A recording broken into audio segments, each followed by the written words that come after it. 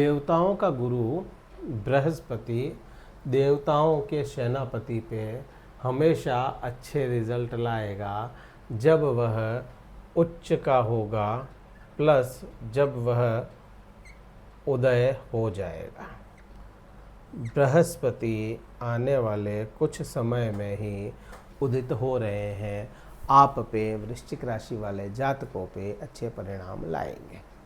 उदित कब होंगे वो समझना जरूरी है, क्योंकि कन्फ्यूज़न बहुत भयंकर है, भयंकर कन्फ्यूज़न है यूट्यूब पे, गूगल पे, आर्टिकल्स में कि बृहस्पति उदित कब हो रहे हैं। कोई कह रहे हैं 8 तारीख को, कोई कहेगा 9 को, कोई 12 को, कोई 14 को। मैं किसी भी एक डेट को कंसीडर नहीं कर रहा। मैं देख रहा हूँ इसको या समझ रहा हूँ तो इसकी अवस्था के मुताबिक समझ लूँ या आपको भी बता दूँ। पहले देखें, समझें, इस वीडियो को पूरा देखोगे ना बहुत कन्फ्यूज़न दूर होंगे।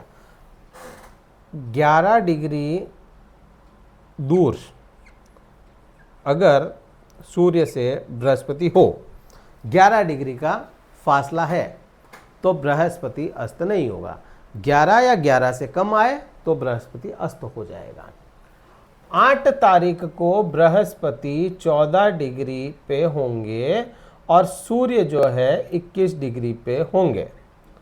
7 डिग्री ये बनता है।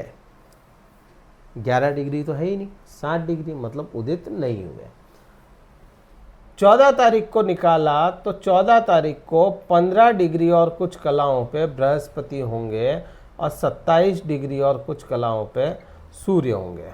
इसको निकालोगे 12 डिग्री का आ गया, मतलब 11 डिग्री से आगे बढ़ चुके, मतलब उदित हो चुके।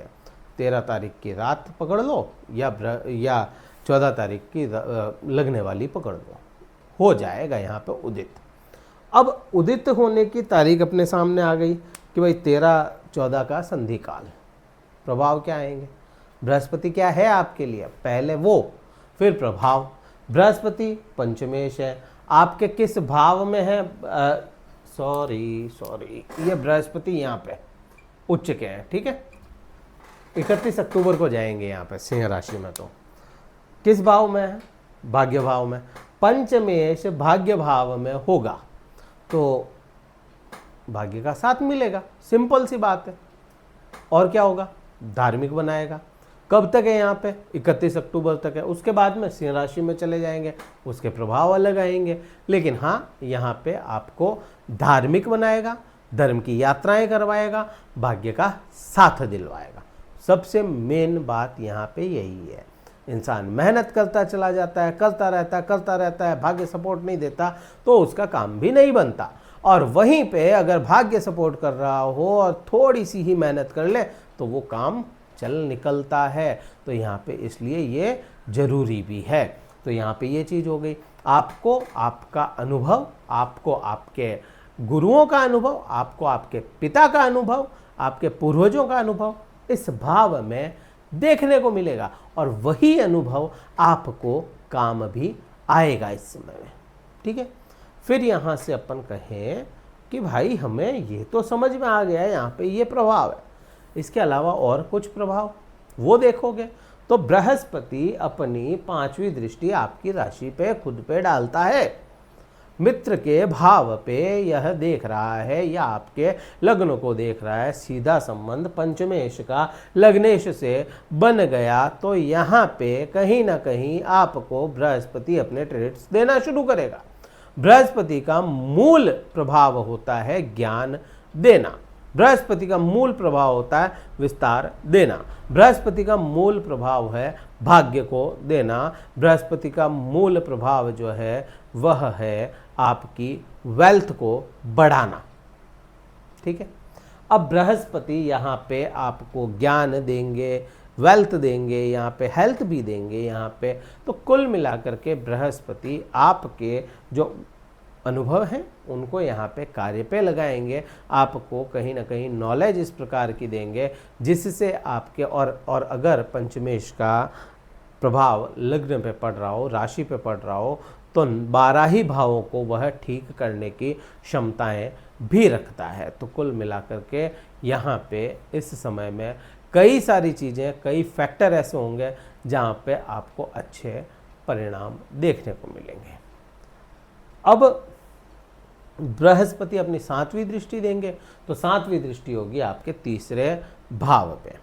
भाग्य में बैठे हैं, मेहनत को देख रहे हैं, तो भाग्य से मेहनत या मेहनत से भाग्य जुड़ जाते हैं, और जब ये दो चीज़ें भाग्य और मेहनत जुड़ जाएं तो वो जोड़ बेजोड़ हो जाता है, फिर वहाँ पे कोई प्रॉब्लम नहीं आती।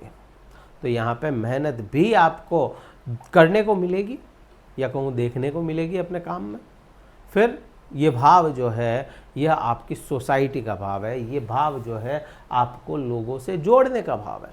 जो लोग राजनीति में हैं उनके लिए समय बहुत अच्छा, जो लोग राजनीति कर रहे हैं उनको अपनी राजनीति चमकाने का मौका मिलेगा, तो जैसे ही मौका मिले चमका लो भाई। फिर यहाँ पे तीसरा भाव आपके डिसीजन का भी है या उन डिसीजन पे विचार करने का भी है। बृहस्पति ज्ञान है तो ज्ञान से डिसीजन लिया हुआ सही ही होता है।